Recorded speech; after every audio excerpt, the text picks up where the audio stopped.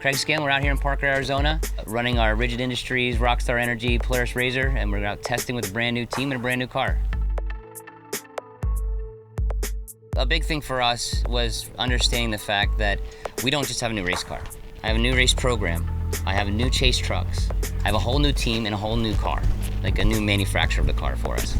So for me, it was really important to make sure that I didn't put so much stress on the team by taking them to a race without preparing them the right way.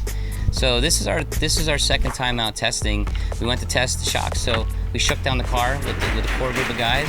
But this was just as much about getting the team familiar with our program as it was running the car. What I tell you is this car has the most suspension travel, the most power. It has the best center of gravity. It is a combination of every car I've driven, all slapped into one, and it's right now it's perfect. I've been racing for about 5 years now, and I thought about taking a step away from racing for a couple years. And the number of people at Polaris that encouraged me to continue racing, I never realized how many people were into it. I always played sports growing up, and for many years I didn't have something to fill that void.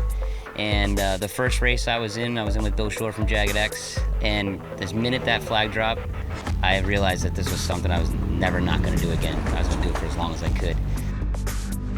Racing, isn't about coming out here and being the Polaris guy. My first 3 years, nobody even knew I worked for Polaris. I didn't tell anybody.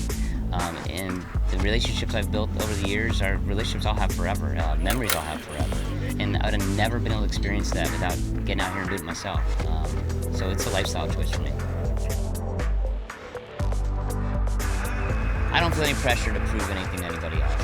It's not about the racing side of it. It was about figuring out if I could run my own program, and still be a dad and still be an executive at Polaris. And figuring that all out was the bigger test. The racing part, that's for fun.